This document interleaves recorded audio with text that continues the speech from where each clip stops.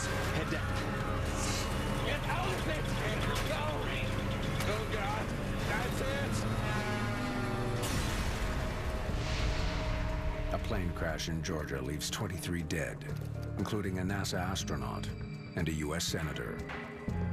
Anytime there's a high-profile case, there's more stress and pressure on you. In search of the cause, We've got to see what happens in the air. investigator Tom Howder gambles on a risky hunch. When I first proposed doing the flight test, it was not well received. He puts his reputation and the life of a skilled test pilot on the line. EMB 120, do you copy? Copy. This was, in my opinion, a very dangerous maneuver. What if this airplane crashes? What if we lose the airplane? The risks, of course, is part of the game.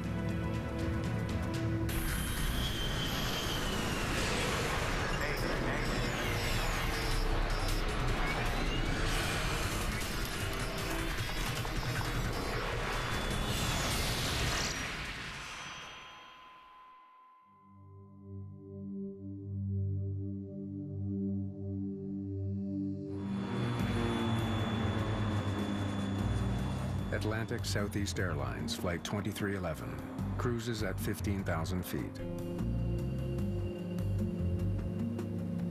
It's the Braves' year. I feel it. Sorry, I don't want to get my hopes up. Last year, still hurts. At the controls is Captain Mark Friedline. The 34-year-old is an experienced pilot with almost 12,000 flight hours. We got storm clouds ahead of us. Yep. What do you want to do? First Officer Hank Johnston is 36. He's been flying with Atlantic Southeast Airlines for nearly 3 years. We're gonna go around him. Tell Center we'll go right. Center ASA 2311, we'd like to request a deviation for some weather. This was a normal day in the life of the crew. Nothing untoward had happened, and I doubt they were expecting any difficulties with the flight. ASA 2311, roger that. Weather deviation approved at your discretions. Maintain current altitude. Okay, thanks, Center 2311. Let's go 20 degrees to the right. Today's flight is a short commuter route from Atlanta, Georgia, to the city of Brunswick on the Atlantic coast. This is Captain Friedline on the flat deck. We've got a bit of weather ahead of us, but we're going to go around it and give you a pretty smooth ride. Might hit a few bumps, but nothing to worry about. We do ask you to return to your seats, and please make sure your safety belts are fastened.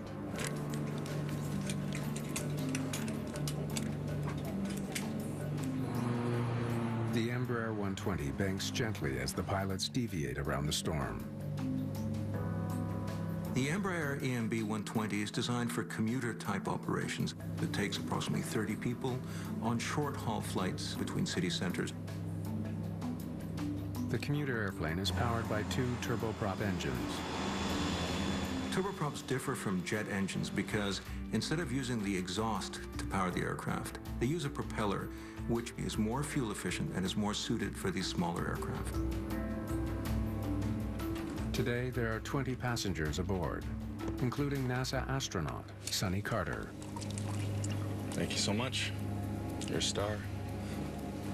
As part of the Space Shuttle Discovery's crew, Sonny Carter orbited the Earth for 120 hours, circling the planet 79 times.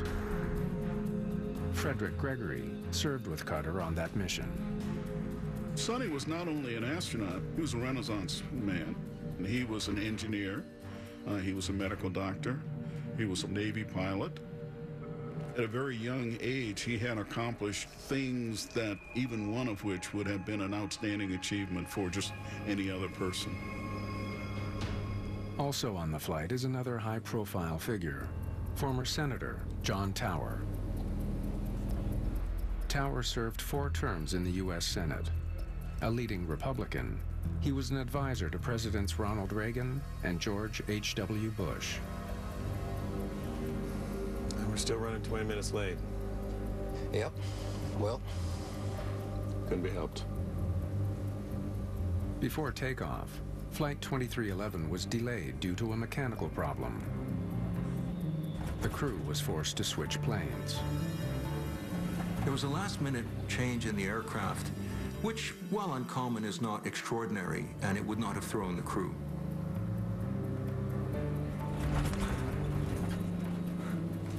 These small planes do keep you on your toes.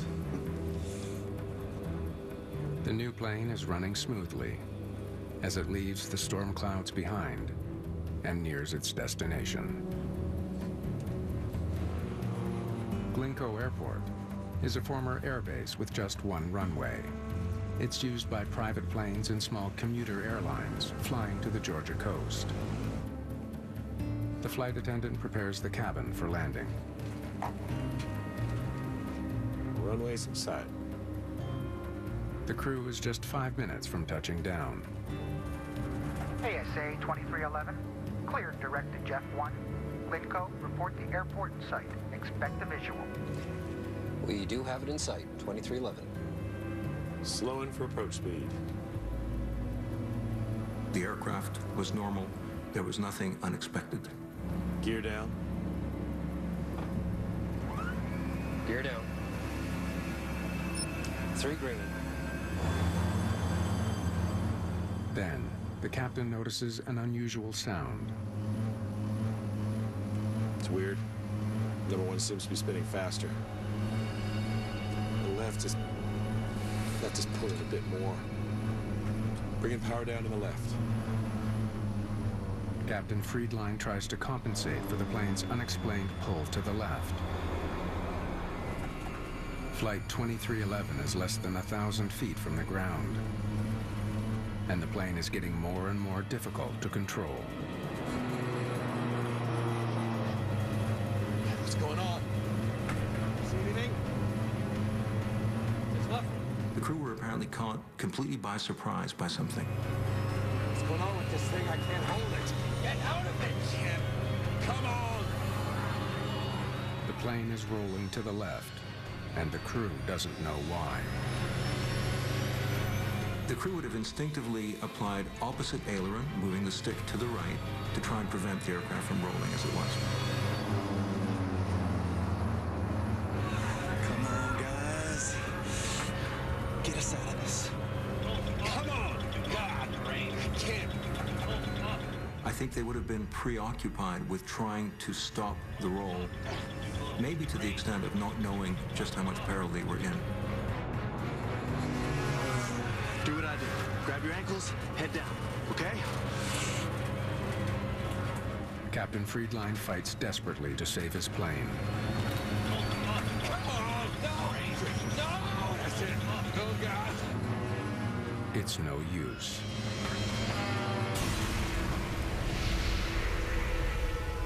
The aircraft crashed in the middle of woods, which would have made the job of the first responders and firefighting teams quite difficult. Rescuers make their way through the dense brush. But when they reach the crash site, they find no one alive to rescue. All 20 passengers and 3 crew members are dead, killed at the moment of impact. It was a catastrophic crash. There was no chance for survival. With 2 high-profile passengers on board, the crash of Flight 2311 makes headlines around the world.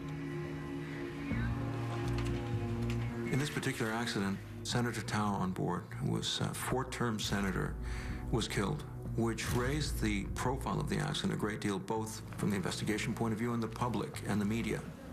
And we're at this moment beginning the on-scene phases of the investigation.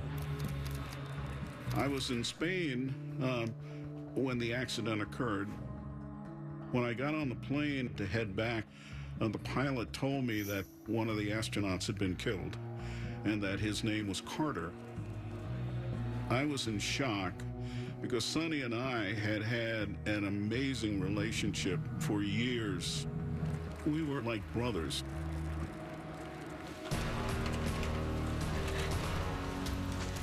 Wreckage is still smoldering when Jim Ritter arrives at the crash site. Though an experienced investigator with the National Transportation Safety Board, Ritter is struck by what he sees. My God. There was a lot of fire damage in the wreckage, and the airplane was basically totally destroyed. Ritter quickly realizes he's facing one of the biggest challenges of his career. Anytime there's a high-profile case, you're a little more nervous. There's more stress and pressure on you to come up with a cause for the accident.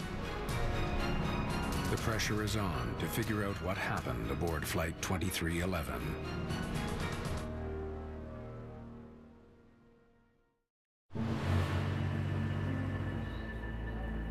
In Glynn County, Georgia, investigators search for answers at the crash site of Flight 2311. Several people at a nearby trailer park saw the plane go down.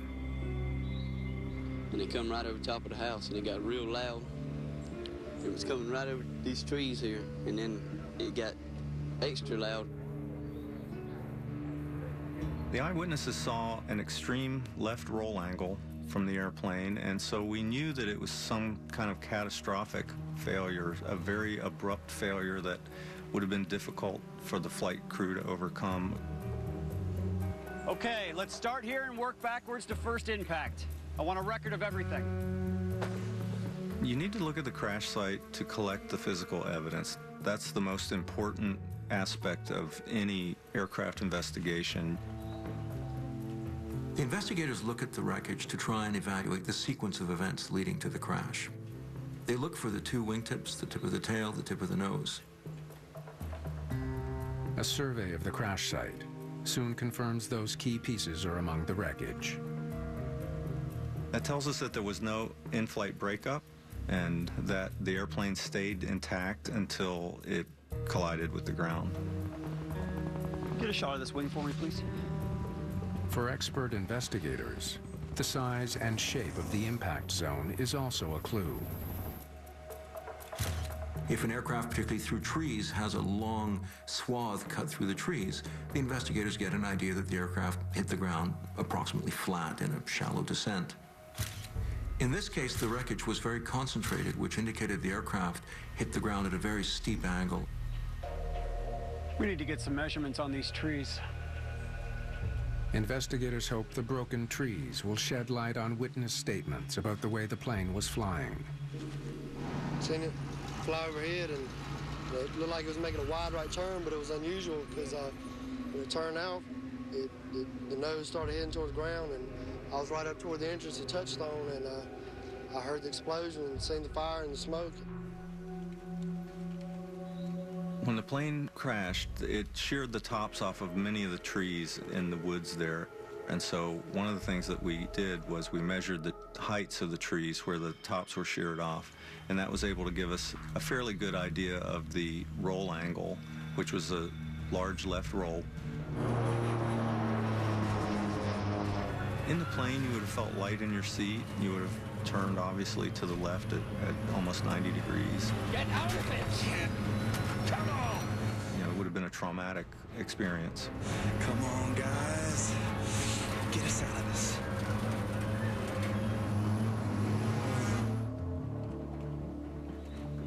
What could make it roll so far over? When the airplane rolled to the left, it could really only be due to two things. Perhaps the pilot wanted to roll to the left, or there was a malfunction that the pilots couldn't counteract. What do you got for me? Ritter examines airport flight records. He's looking for anything that might have triggered the deadly roll. Clear skies on approach. Almost zero traffic. There were no other airplanes in the area to avoid. It was a nice clear day, so we didn't really have an explanation for why the airplane rolled so violently to the left. Ritter won't be getting an explanation from any onboard flight recorders. At the time of the crash, commuter planes aren't required to carry them. Investigators will have to solve the mystery of Flight 2311 without one of their most useful tools. Not having those made the physical evidence all the more important. What do you got for me? This is the third one. The engines have been badly damaged in the crash. The propeller blades have been torn off. Did Flight 2311 suffer some kind of engine failure? it's too soon to say. One thing Ritter does know is that the pressure he's feeling from the media is not about to let up. The deaths of Senator Tower and astronaut Sonny Carter are sure to keep the investigation in the spotlight. Ritter is determined not to let that pressure get to him. Sometimes we feel pressure to do an investigation quickly, but for the most part, it's more important to get it right. And so I would rather take the time and have a good analysis of the evidence before they come out with a probable cause. We won't find our answers here. Let's get what we can back to the hangar. Wings, tail, engines, instruments. The question now, can he find enough evidence to ever solve the mystery of Flight 2311?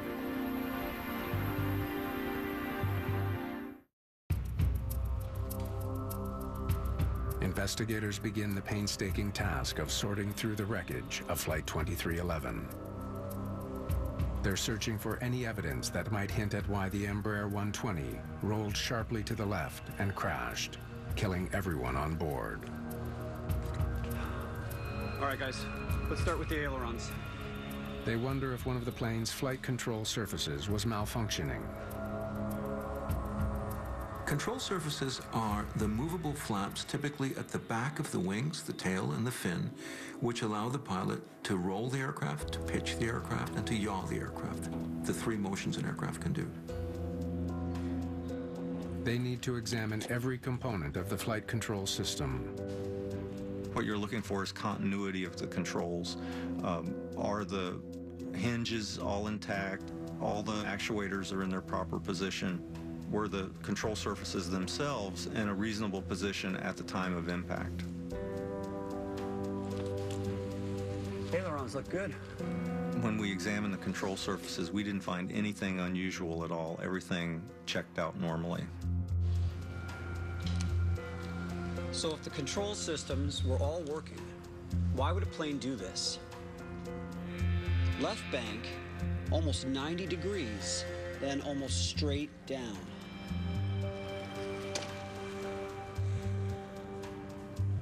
Maybe the engine? Without the black boxes, it's basically a process of elimination. We analyze all of the physical evidence and come up with the most compelling scenario that matches that evidence. All right, let's see what we can find in here. If one of the plane's two turboprop engines failed, it might explain why the plane went into such a steep roll.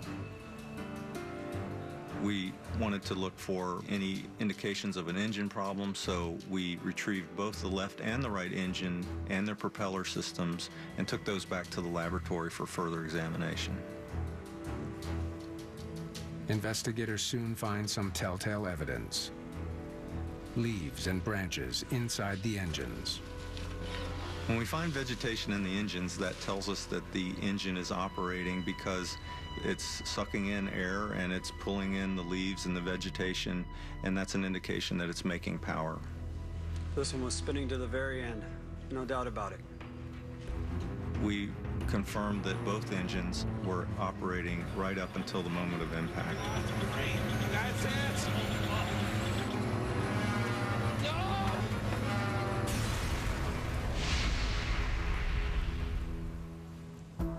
With engine failure ruled out, Ritter turns his attention to the other main part of the plane's propulsion system.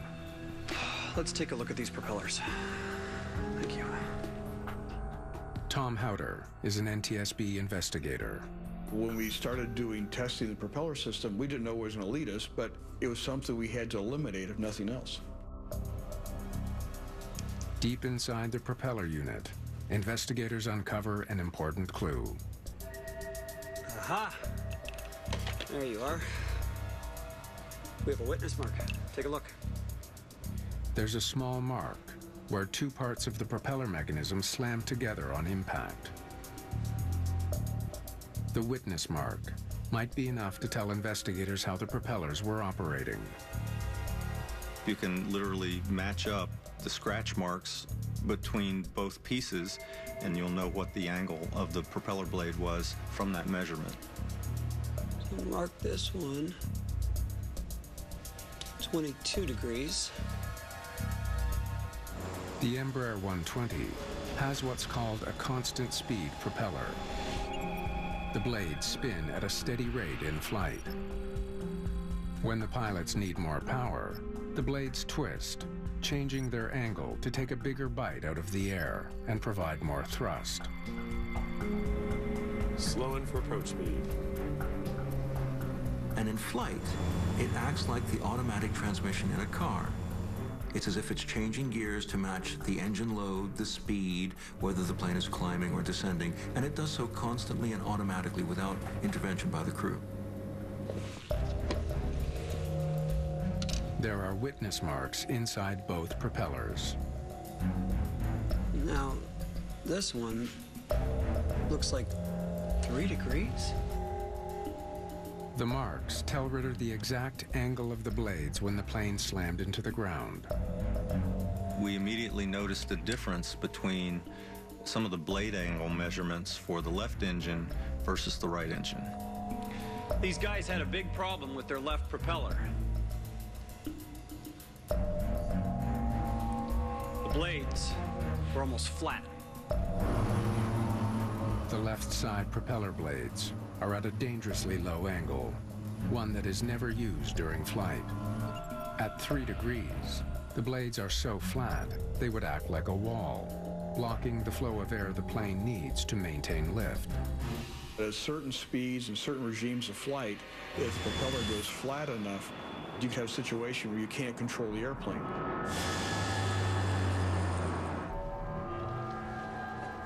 Investigators study the mechanism used to control the left propeller. Now, look at this. They make a disturbing discovery. It's completely worn down.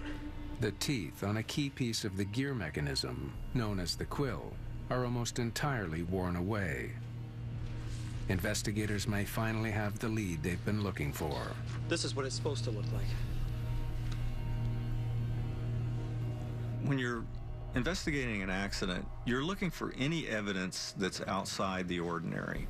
And in this case, when we found these worn teeth, we were suspecting that there might be a problem associated with that. With its teeth worn away, the quill can't lock into the gear system that controls the angle of the propeller blades. The discovery might explain why the propeller blades slip to such a dangerously low angle. Once we noticed that the quill teeth were severely worn, we started theorizing what would happen in that type of situation. And it was pretty clear that control of the propeller blade angles could be lost. And that really was a eureka moment for us, because now we had a serious malfunction that we could examine. This could definitely be it. Ritter digs into manufacturing reports, trying to find out how such a vital part could have failed. But what he finds only adds to the mystery. The quill teeth are made of an extremely durable, case-hardened metal. They were definitely made to last. It's hard to imagine what could have caused such rugged teeth to wear down so badly. Something didn't work as planned. Let's find out everything we can about every one of these pieces. Ritter is certain he's found the critical clue. Worn down teeth on the quill that could have allowed the propeller blades to slip to a dangerous angle. But he soon learns there's a big problem with his theory. The manufacturer says it's impossible. Engineers at Hamilton Standard included a fail-safe feature when they designed the propeller. It should be impossible for the blades to go flat during flight. Manufacturers have to demonstrate through a number of means that their systems are fail-safe. All the tests and research that have been done before this said even if you have a disconnect, that will not result in an accident. If there's ever a problem with the mechanism controlling the angle, the blades are designed to move on their own to what's called the feathered position. The feathered propeller blade, the leading edge of the blade, is directly into the wind. So that's the most minimal drag, no thrust, but very little drag. A feathered propeller can't endanger the safety of the flight. If this rod disengaged because of any cause, the propeller should go to feather, which would result in the loss of the engine, and the crew would be able to cope with that and land on one engine as they are trained to do. Runways inside. This has got to be it. This has to be connected somehow. But Ritter isn't convinced by the manufacturer's assurances. His gut tells him the worn quill did allow the propeller blades to move to a dangerous angle. But without flight data, his investigation has hit a wall. He has no way to prove the quill brought down Flight 2311. What's going on? You see anything? There's nothing.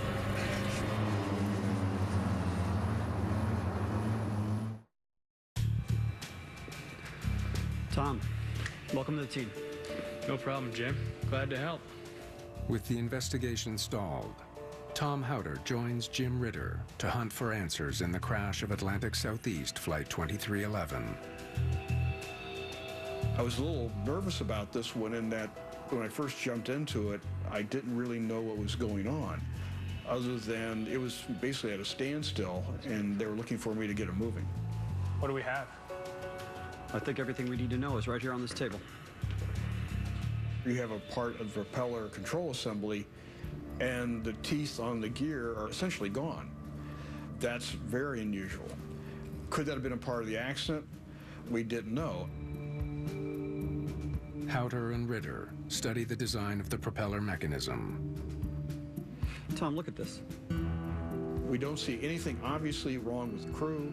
We don't see anything wrong with the structure of the aircraft. We don't see anything wrong with the engines and the flight control system, but we do have a severely worn transfer tube and quill arrangement.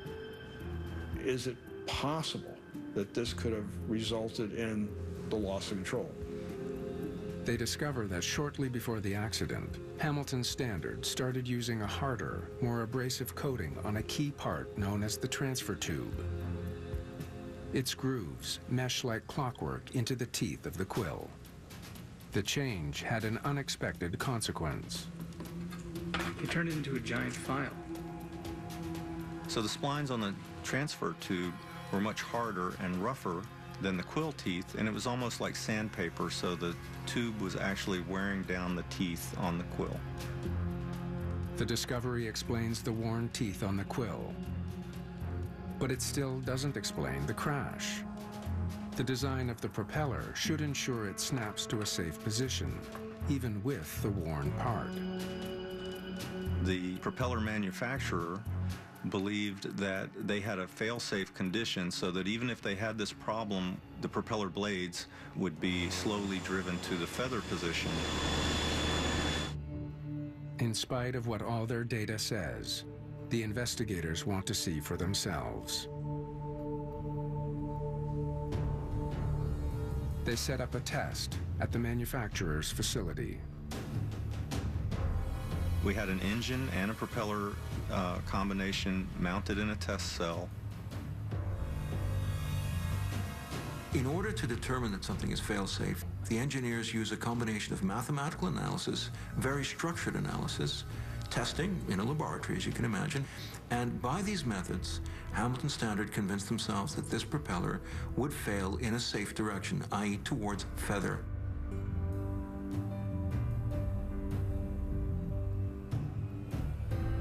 Jim Ritter's doubts about the fail-safe design may be confirmed in just a few seconds. The technician flips a switch to free the transfer tube from the teeth on the quill. But as the test unfolds, instead of moving to flat, the propeller blades move to the safe, feathered position. The fail-safe system performs exactly as it was designed to.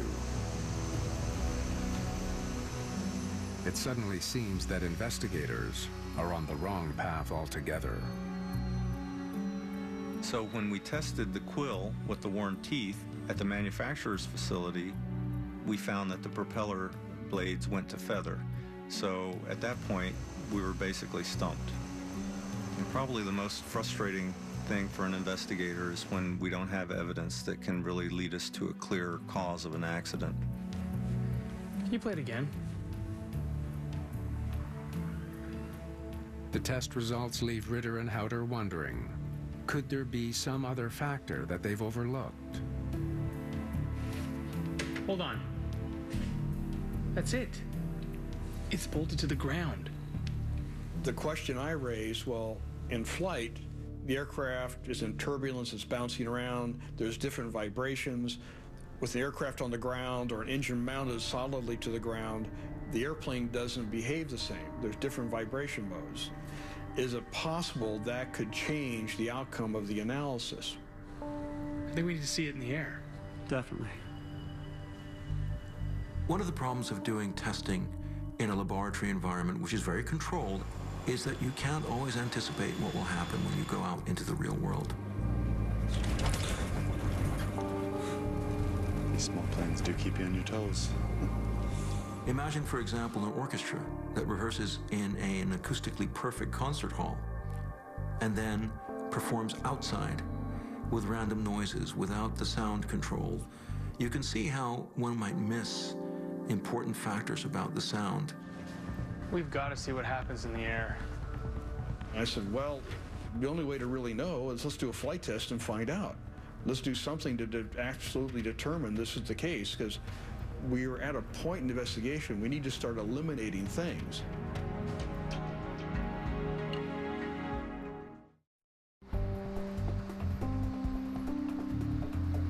The investigation into the crash of Flight 2311 moves to Embraer headquarters in Brazil. We really wanted to look at what would happen in flight, in an actual flight, with this same malfunction.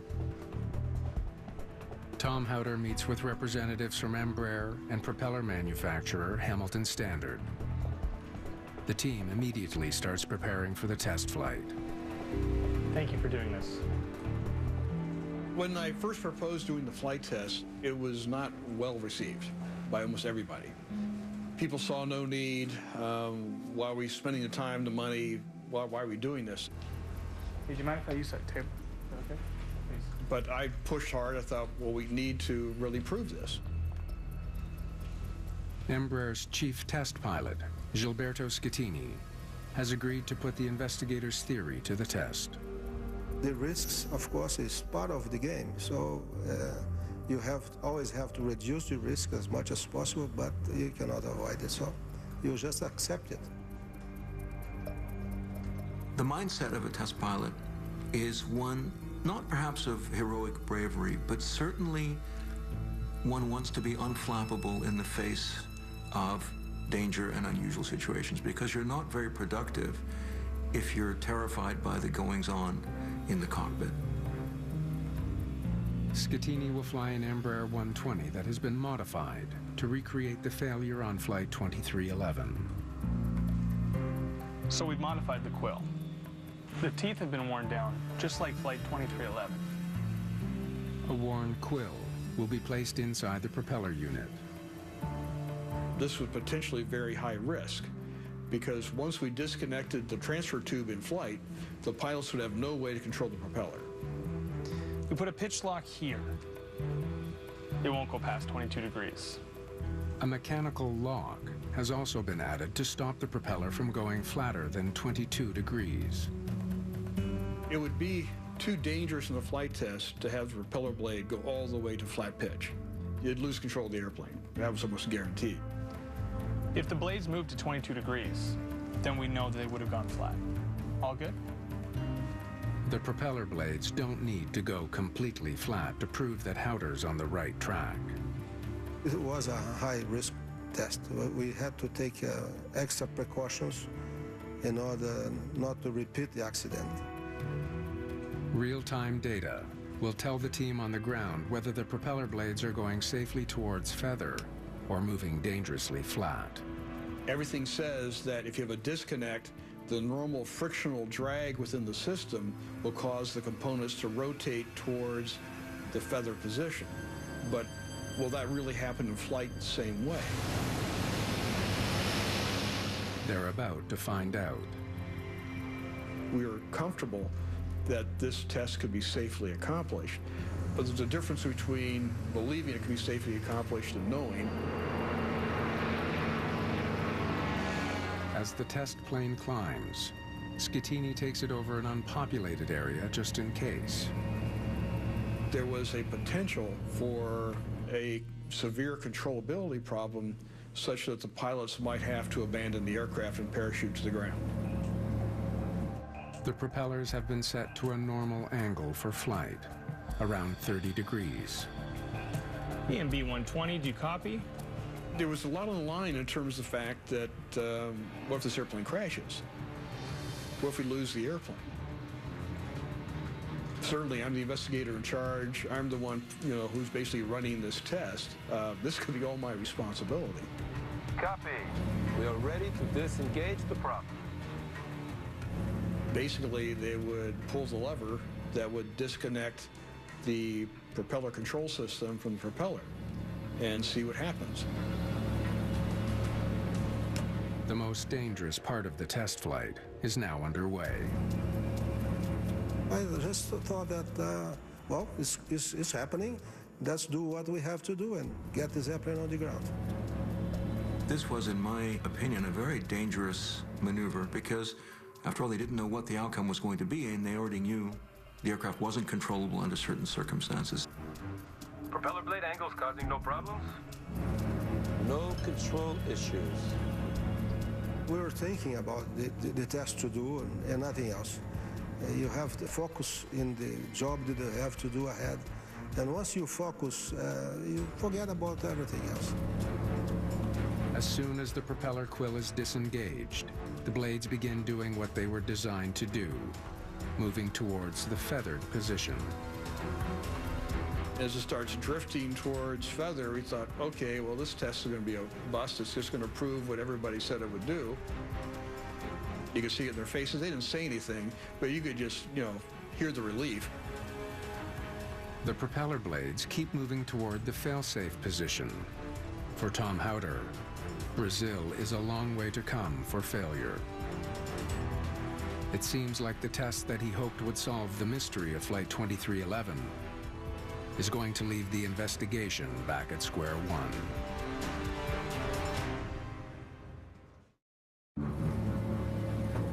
With the cause of the Atlantic Southeast crash still unknown, and the entire investigation on the line, the Brazilian test flight takes a dramatic turn. We saw that the RPM was increasing slowly, but it was increasing. So we knew that the propeller was going in the wrong direction. As the flight continues, the blades begin drifting in the opposite direction, towards the dangerous, flat position.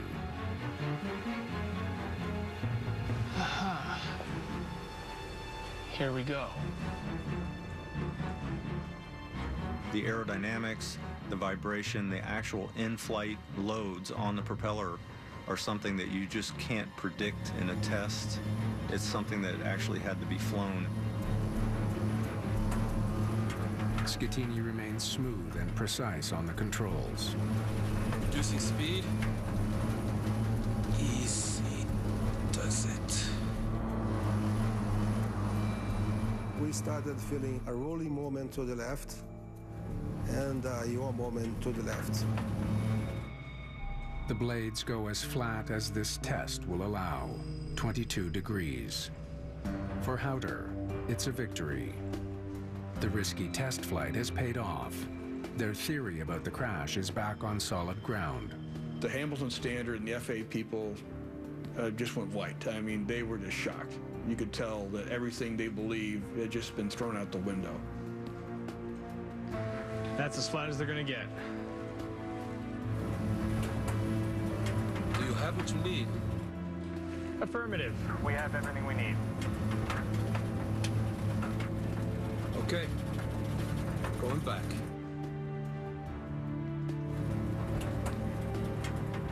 Once the test point is finished, it is finished. Don't stay around looking for trouble. Go back home. Good work. Thanks, man. Seeing the data right then, it took a load off, said, okay, wow. I mean, we now know what happened. It was obvious. Looks like you have some work to do.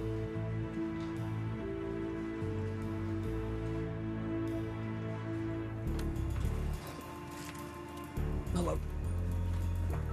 The team has just one more question to answer before they can explain the crash. What happens when blades go completely flat? In the flight test, they were only able to go to a blade angle of about 22 degrees for safety reasons. Start it. But during my flight simulations, I went down to flight angles as low as 3 degrees. Anytime. In a flight simulator, Jim Ritter recreates the fatal propeller malfunction aboard Atlantic Southeast Airlines Flight 2311.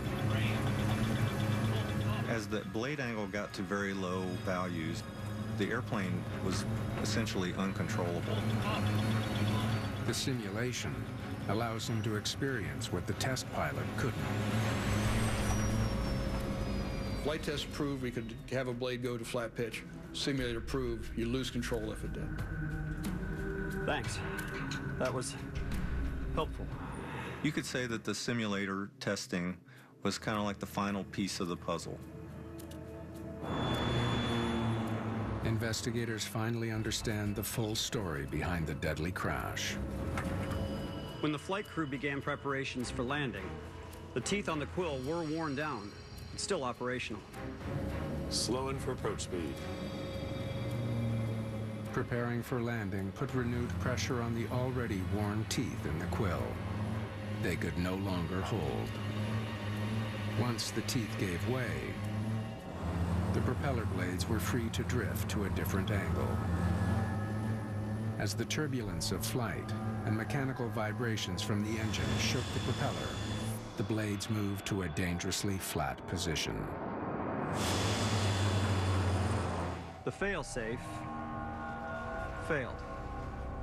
The propeller's design couldn't hold the blades at a safe angle, and the plane became less and less controllable.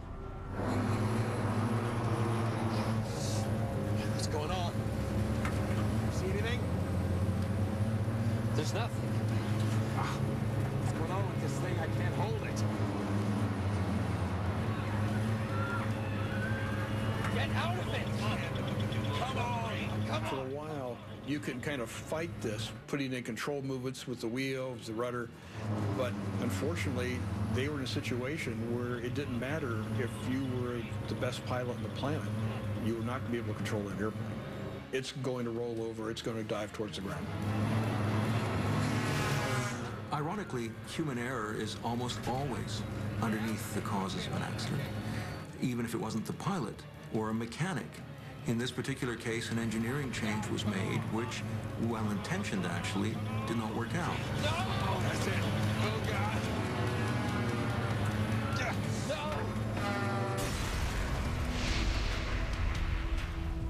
The worn quill teeth was a time bomb waiting to go off.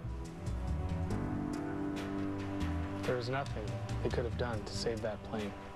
What I really felt was, okay, now that we know it, we've got to tell the rest of the world and get operators to start changing their equipment like right now. The fail-safe system doesn't work. After the accident, additional safeguards were added to prevent this type of failure, a change that affected not only the Embraer, but several other turboprop aircraft as well. The FAA also ordered more frequent inspections of propeller quills. The most important thing we have learned from the accident at Brunswick is assumptions. You cannot rely on assumptions. It was assumed that ground tests were as good as flight tests. That one assumption, unfortunately, turned out to be fatal for some people.